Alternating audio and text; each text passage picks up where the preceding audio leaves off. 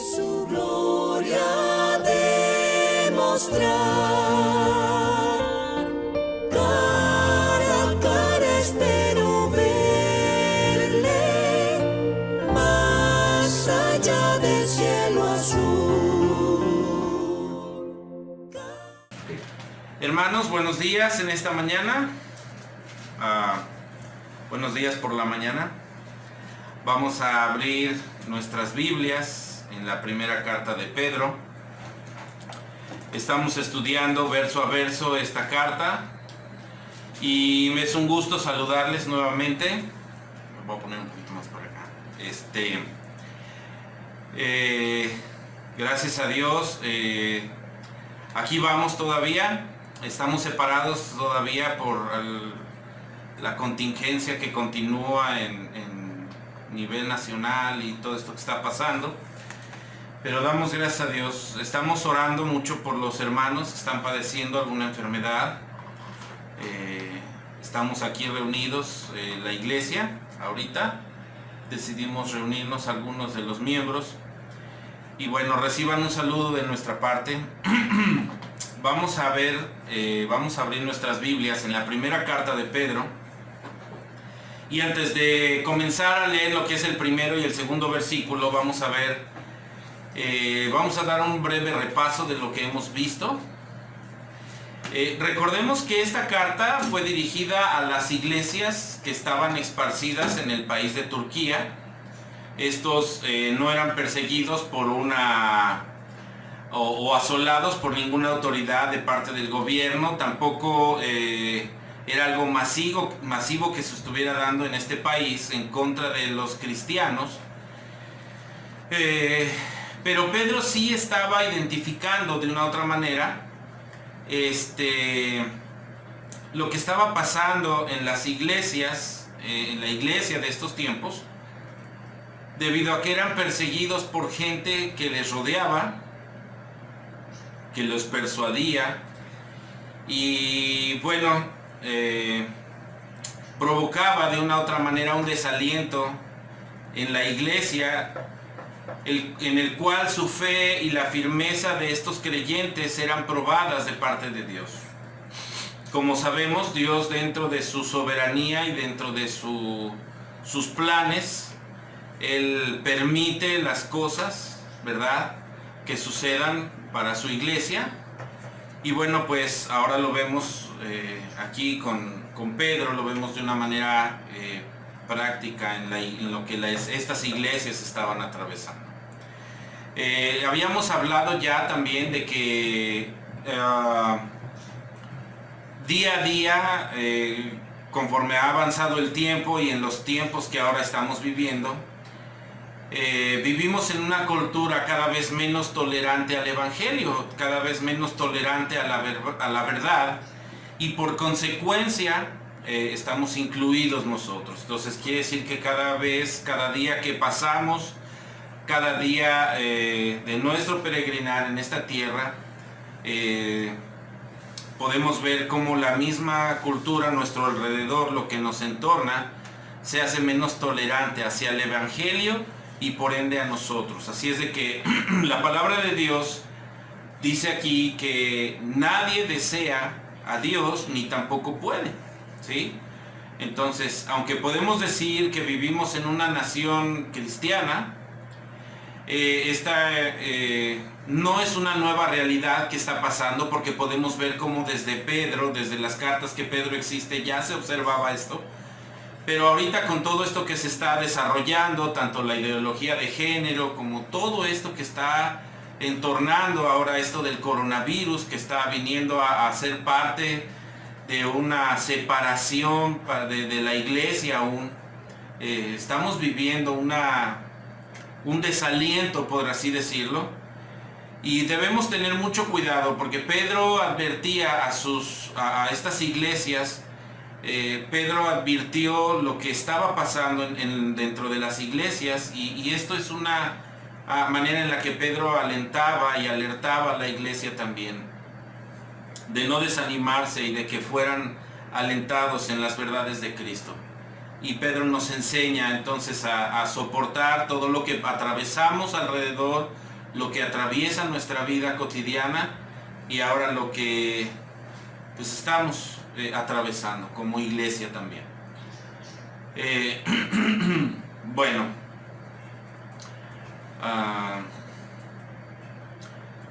yo quise mencionar aquí en esta ocasión que este rechazo mundial hacia Dios y a su palabra, todo esto que estamos viviendo nosotros día a día, no solamente ha provocado que cierren las iglesias, ni los supermercados, ni todo lo que se está dando, pero sí es importante mencionar que hoy por hoy la Iglesia de Cristo sí debe estar alerta, debe estar alentada a seguir hacia adelante, predicar el Evangelio de la manera en la que tú puedas, en la que nos sean nuestras posibilidades, debemos hacerlo. Muchos nos cuesta trabajo el predicar, el hablar, pero tenemos muchos medios por los cuales podemos alcanzar a mucha gente. Hay folletos, tenemos material que podemos repartir, y quizás tú no quieras conversar mucho porque también está la parte del cuidarnos, y eso es muy importante, pero lo que sí es que a lo mejor podemos dar un folleto, dar una información acerca del Evangelio. El chiste es que la iglesia no se detenga, no debemos parar al 100%, debemos ver la manera en que nosotros podamos predicar el Evangelio. Bien, Pedro nos deja esta carta, no olvidando que muy a mano él vivió acerca con Jesús, con Jesucristo, sobre su vida, sobre el ministerio con Jesús. Él vio con sus propios ojos el caminar de nuestro Señor Jesucristo, y él a su vez se identifica con Jesús, ¿sí? Pedro, al escribir en el primer versículo, yo quiero que vayamos al primer versículo, dice: Pedro, apóstol de Jesucristo, a los expatriados de la dispersión en el Ponto, Galacia, Capadocia, Asia y Bitinia. En este primer versículo, Pedro se identifica como un apóstol de Jesucristo. Pedro se identifica como un ejemplo a seguir en Jesucristo, ¿sí?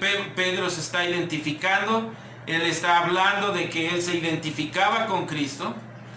Así que Dios, aquí podemos ver cómo Dios nos escoge desde antes de la fundación del mundo, de su creación, y ese Dios que nos ha apartado para su gloria, como aquí Pedro lo asegura de su persona. Dios no nos abandonará en el día de hoy. Avancemos al versículo 2. Dice así: elegidos según la presciencia de Dios Padre, en santificación del Espíritu, para obedecer y ser rociados con la sangre de Jesucristo, gracia y paz os sean multiplicados. Muy bien. Vamos a orar. Padre y Señor nuestro, pedimos que tu palabra en esta mañana sea de bendición para tu iglesia, Señor.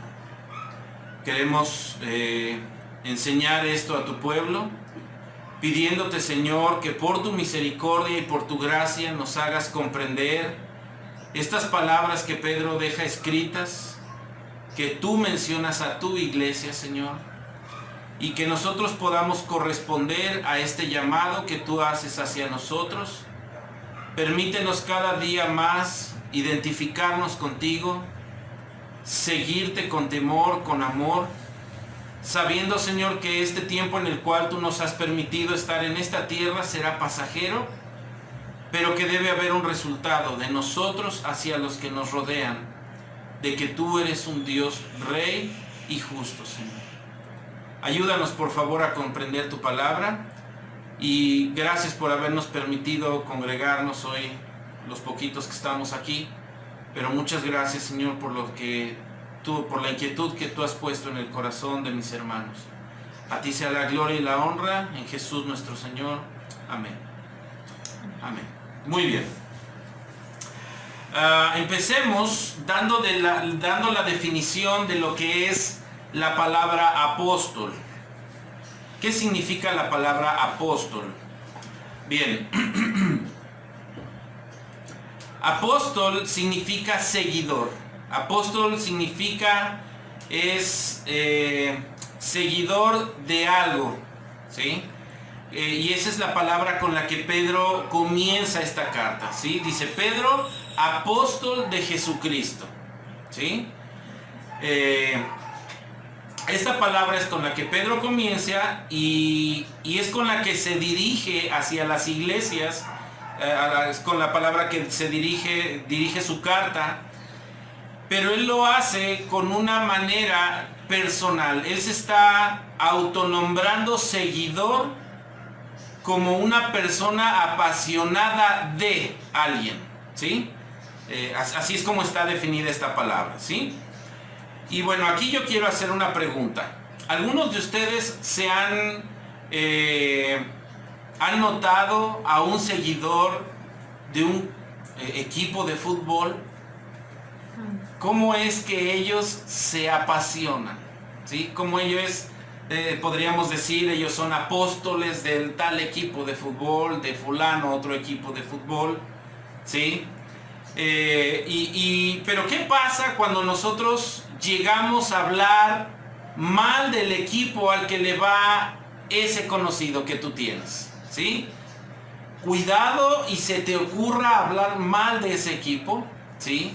Tente mucho cuidado de tocar una sola palabra ante que vaya en contra de ese equipo, ya sea de fútbol, fútbol americano, no sé, lo que sea. Los jóvenes, si hay un artista, ¿verdad? Son apóstoles de los artistas, los jóvenes, ¿verdad? Y cuidadito y toques a fulanito de tal, ¿verdad?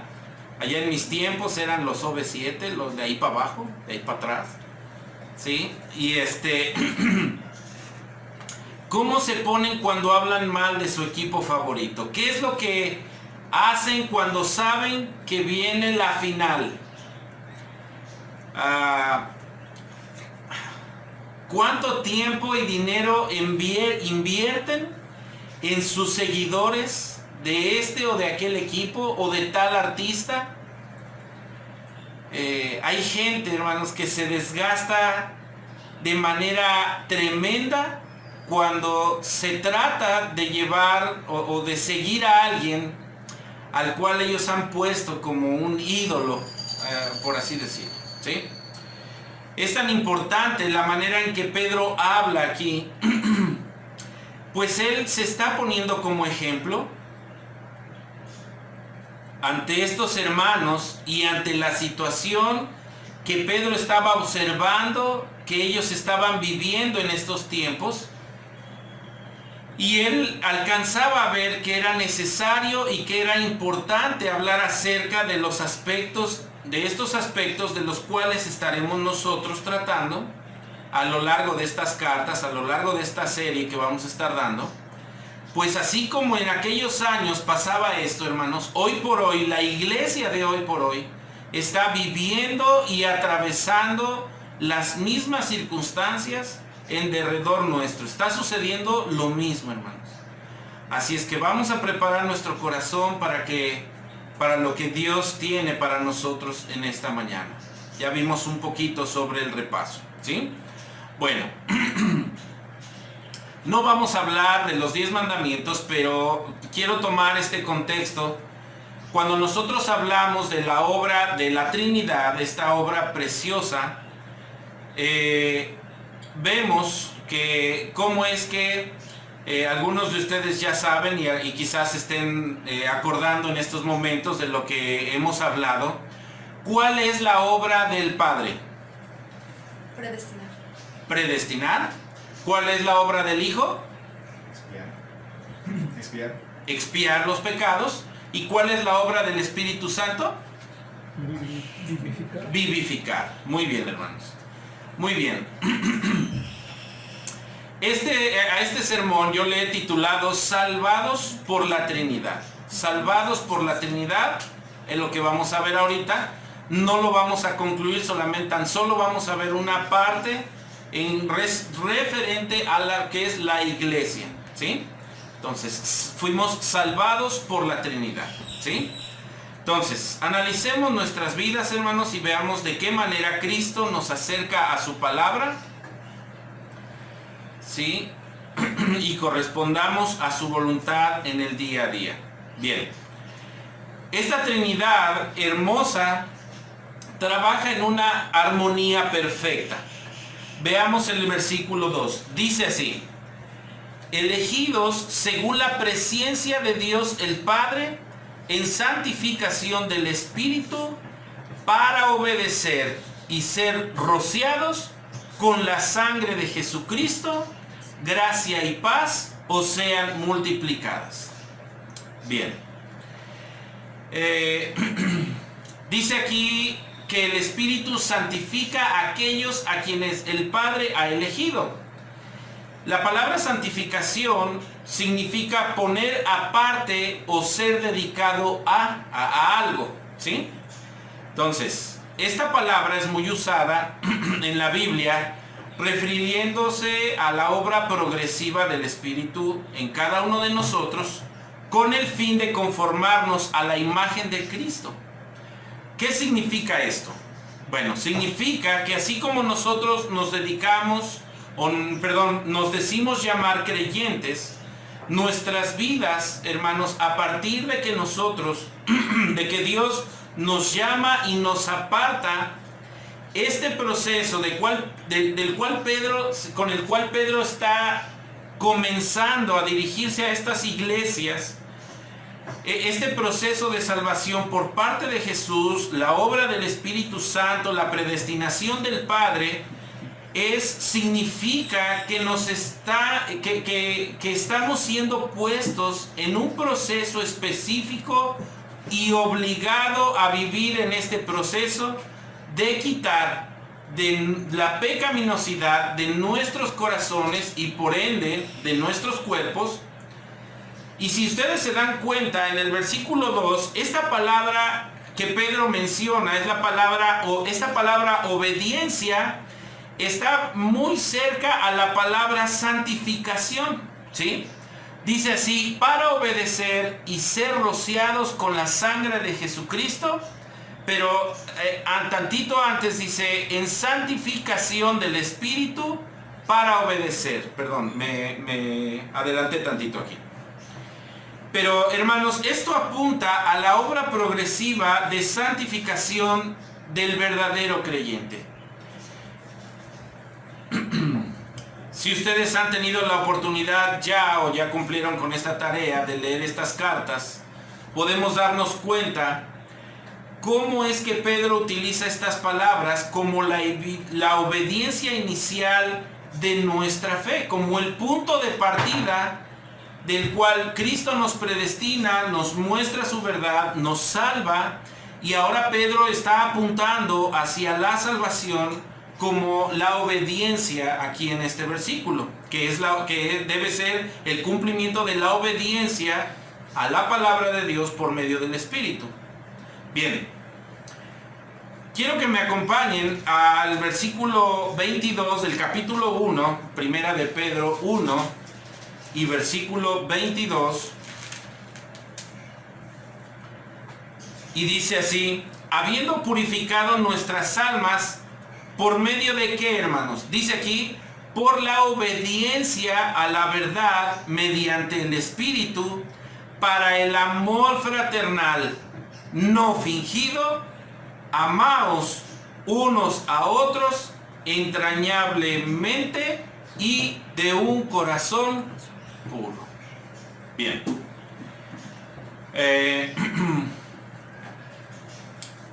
Si nosotros reflexionamos un poquito sobre lo que el apóstol Pablo hablaba a los de Éfeso, les exhortaba diciendo en el capítulo 5 y en el versículo 26 y 27, vayamos allá tantito por favor, Efesios 5, 26 y 27. Si hablamos a nivel de iglesia, Efesios 5, 26 y 27, ya casi llegó, permítanme. si nosotros podemos como fusionar estos dos versos. Dice el 26 y 27, dice, está hablando Cristo, hablando de la iglesia, bueno, relacionándolo con el matrimonio. Dice así, dice, para santificarla, habiéndola purificado por el lavamiento del agua, por la palabra, a fin de presentársela a sí mismo una iglesia gloriosa, que no tuviese mancha, ni arruga, ni cosa semejante, sino que fuese santa y sin mancha. ¿Sí? Entonces aquí podemos ver cómo está este verso, apoya un poco la idea de la que Pedro nos transmite aquí en este versículo 22, en donde apunta a la obediencia, a ese llamamiento que Jesucristo nos ha hecho, a esta predestinación que hizo el Padre para nosotros. Y es a lo que nos referimos, a lo que quiero referirme en esta mañana, al trabajo unánime y armónico de la Trinidad, y es que es a lo que Pedro nos lleva al mencionar estas palabras. Primera de Pedro, capítulo 3 y versículo 1, allá adelante.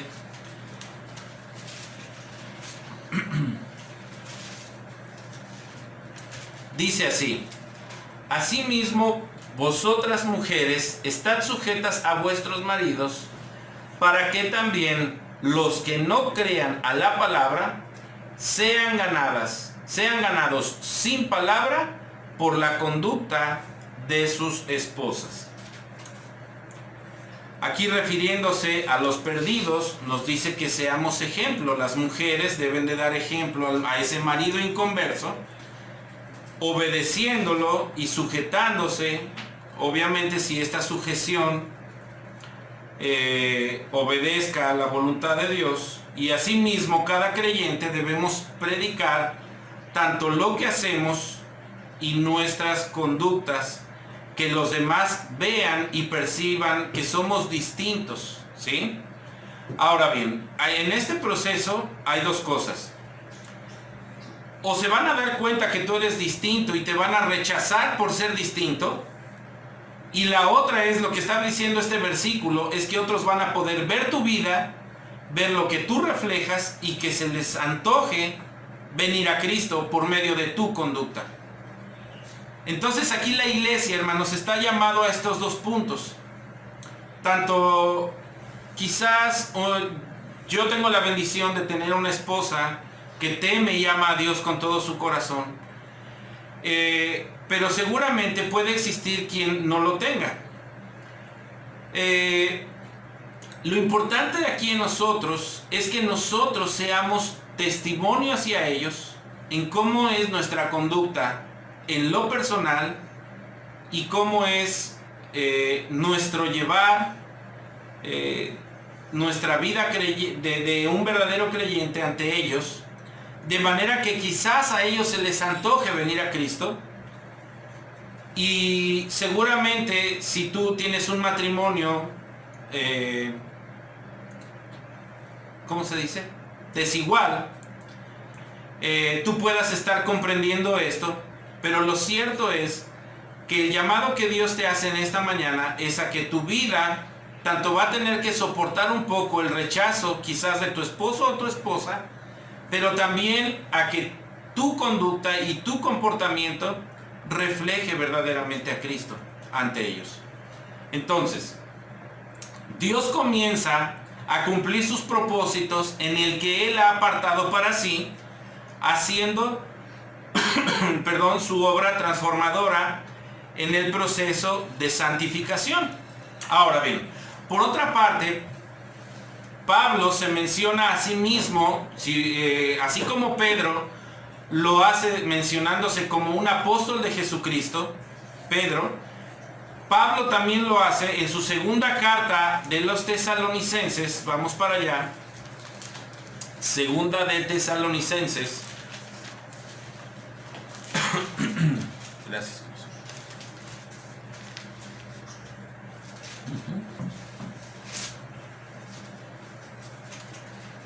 Segunda carta de los Tesalonicenses, capítulo 1 y versículos 7 y 8 vamos a leer. Dice, y a vosotros,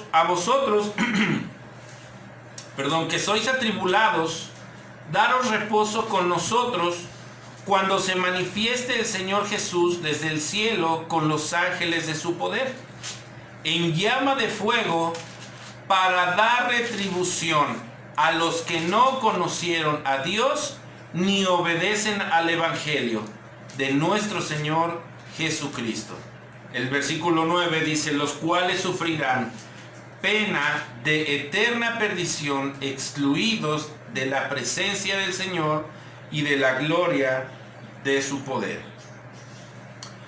Hermanos, no gozándonos en esta sentencia, se podría decir que Dios gira, pero hacia aquel que no obedece a su propósito, Pablo se identifica también como un apóstol que sí está obedeciendo a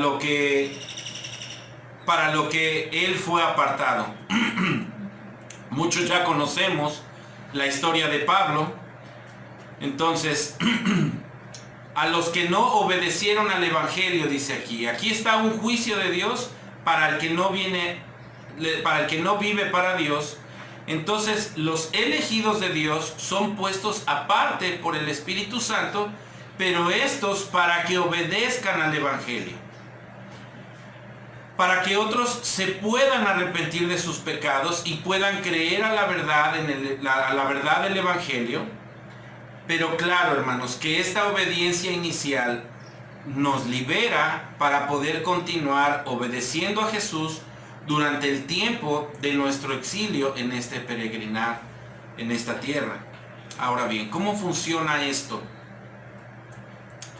Bueno, esto es como aquella persona, hermanos, que se decide de un momento a otro a tomar una disciplina, ya sea en un deporte o en un nuevo empleo o cualquier otra cosa. Si hablamos en el asunto del deporte, muchos jóvenes o muchas personas, niños, también gente adulta,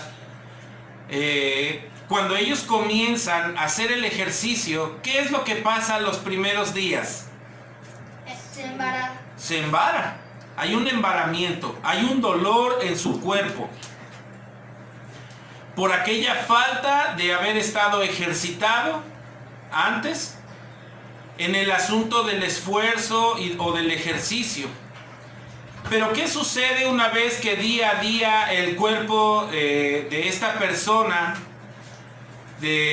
a diario tiene una y otra vez este esfuerzo por mantener y por lograr una meta en su vida, ya sea de bajar de peso o de adaptarse a una disciplina, a un deporte? Bueno, esta persona puede ver con claridad que ahora su cuerpo ya no se duele por este comienzo que le hizo, por este cambio que él está teniendo. Sino que ahora su mismo cuerpo, al pasar los días y que él va continuando con esta disciplina, ahora su mismo cuerpo le exige el mantenerse en forma, y se da cuenta entonces de que sus músculos empiezan a marcar, de que ya el recorrer cierta distancia no le cuesta tanto, y estos cambios sobre los cuales él está teniendo, él ya se siente con la fuerza de seguir. Yo recuerdo que hace muchos años un predicador decía, si te cuesta trabajo orar, después inténtalo 40 días a cierta hora, y después de esos 40 días tú puedes acostumbrarte a orar a esa hora, ¿no? Y lo mismo sucede en el ejercicio, en algo corporal, ¿sí? Ese resultado es al que al creyente debe conducir en el esfuerzo de llegar a la meta de ser el reflejo de Cristo y de cada uno de sus estatutos. El hecho de que nosotros cumplamos con el amor de los unos a los otros, y es algo a lo que Pedro comienza a llamar la atención de estas iglesias, de estos creyentes a los cuales él se estaba dirigiendo sus cartas. Seguramente Pedro, con tristeza, podía ver que hacía falta algo dentro de estos creyentes. Había un desánimo, había una tristeza o quizás había una apatía por la cual Pedro le es necesario en su corazón comenzar a escribir estas cartas. Y qué importante es que hasta aquí, hermanos, nosotros hasta hoy por hoy podemos nosotros identificarnos con estas cartas y analizar nuestras vidas y nuestros corazones. Y aquí es donde yo quiero detenerme un poquito, primeramente porque Pedro a los que dirige estas cartas es a las iglesias.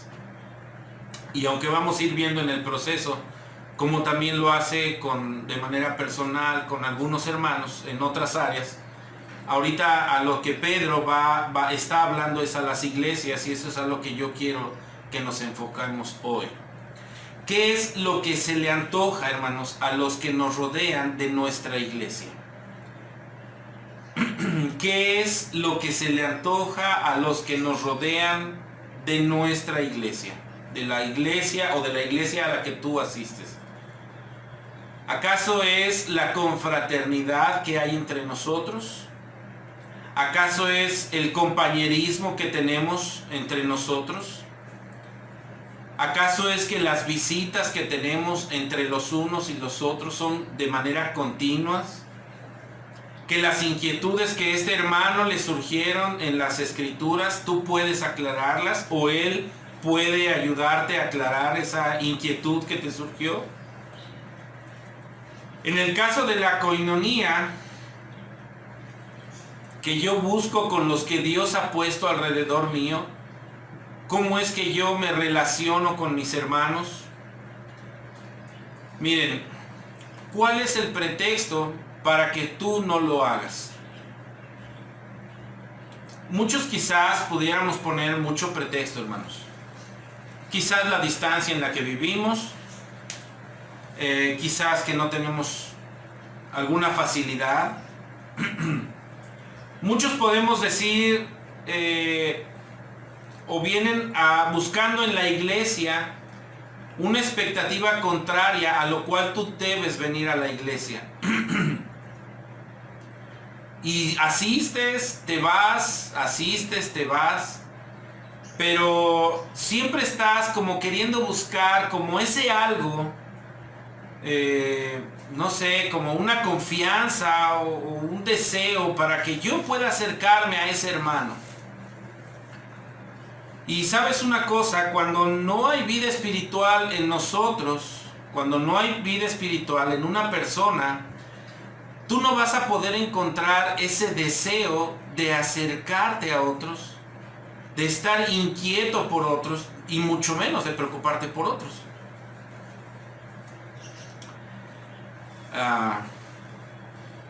Muchos dicen, es que no hay como esa chispa, como ese algo que hace falta. Pero cuando no hay vida espiritual en nosotros, hermano, es porque tú no perteneces al cuerpo de Dios.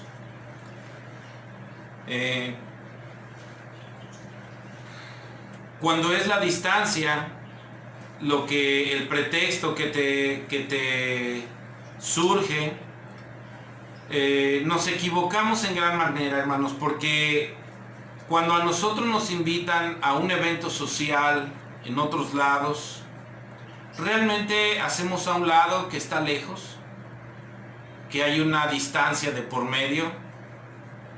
El chiste es que nosotros asistimos sin importar lo demás. Incluso algunos lo hacen si hay coronavirus o no hay coronavirus, ellos van. ¿Sí? Tratamos de hacer lo imposible por llegar a esa cita. Ese día no hubo lluvia, en ese día sí pasó el camión a su hora, y si no, entonces ese día sí hubo para gastar en taxi. Es decir, todo se prestó para que tú asistieras a esa cita a lo mejor con una persona inconversa, pero lo hiciste de manera puntual. Y lo malo aquí para la iglesia, algo de lo que Pedro empezaba, yo quiero pensar de esta manera, que es que estos creyentes hacían a un lado a la iglesia, o empezaba a haber un desaliento en ellos, el cual les provocaba el no querer ir o asistir a la iglesia. Y quiero recordar nada más lo que dice Juan en su capítulo 3 y versículo 20, Juan 3:20. A cada uno no nos gusta cuando nos dicen una verdad. Pero en Juan capítulo 3 y versículo 20 dice así: porque todo aquel que hace lo malo aborrece la luz y no viene a la luz para que sus obras no sean reprendidas. Lo contrario a este versículo es el versículo siguiente, o a esta actitud. Dice: mas el que aprecia la verdad viene a la luz para que sea manifiesto que sus obras son hechas en Dios.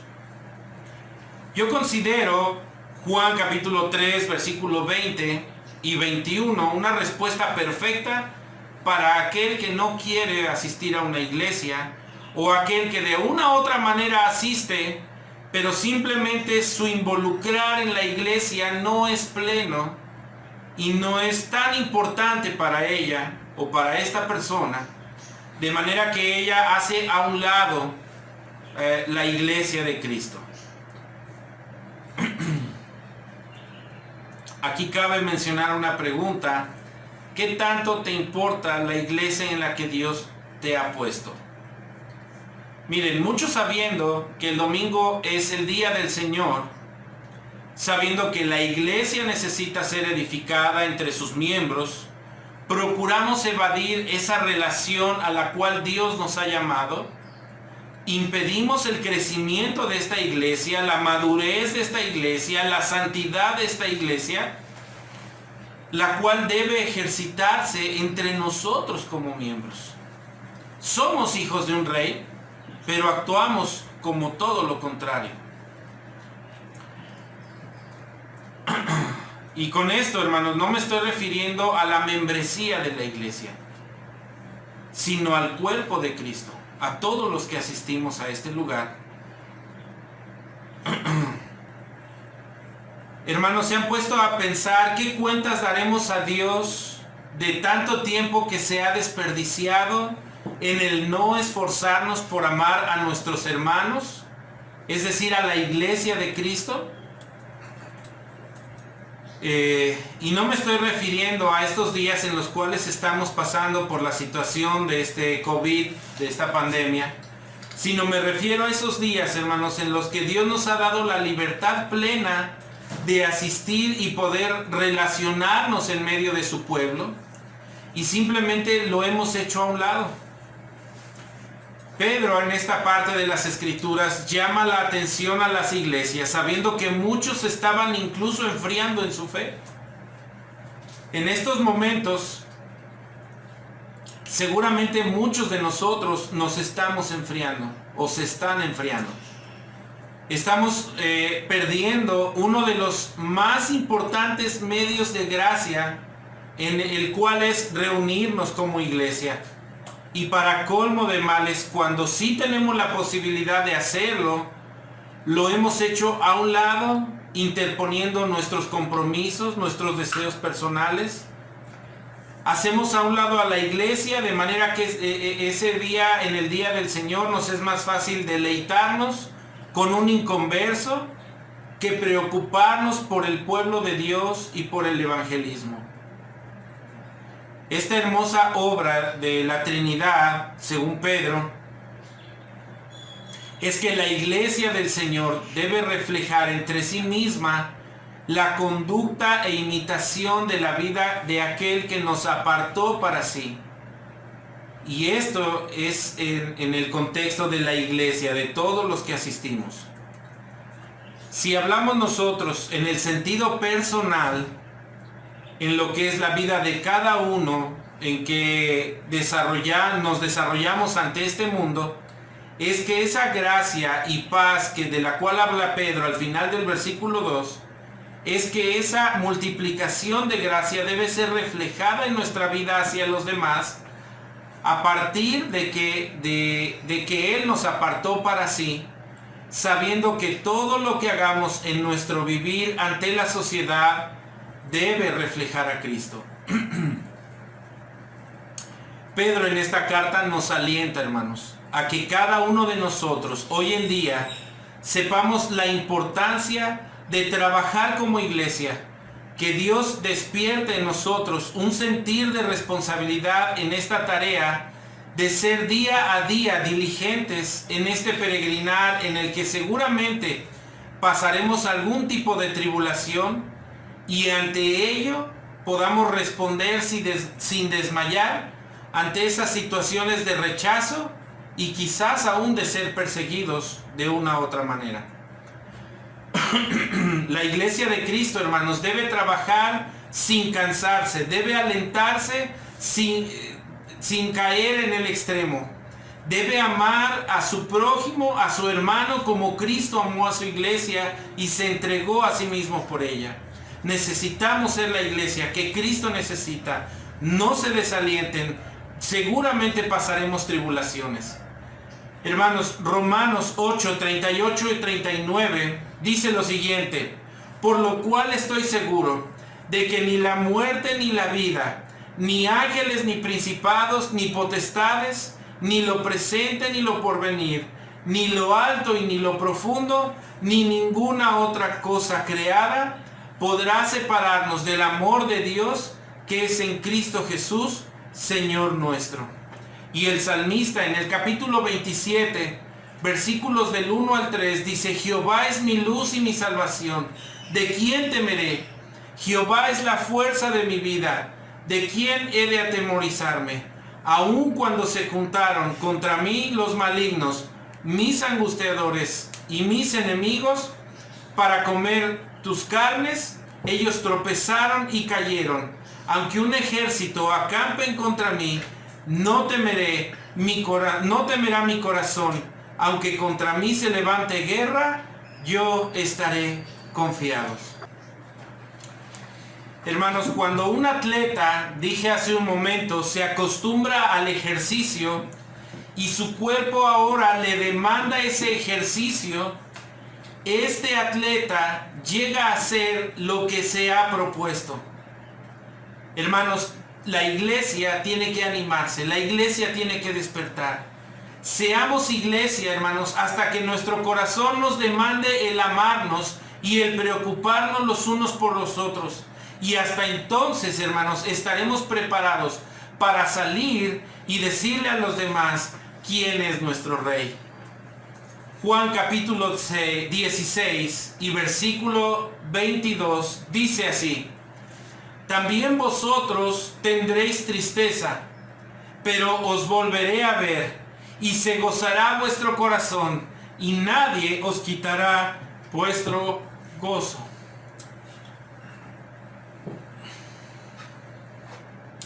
Que el Señor bendiga su palabra, hermanos. Mucho ánimo. Despertemos como iglesia y obedezcamos a la verdad del Evangelio para aquel que nos apartó y nos llamó de las tinieblas a su luz admirable.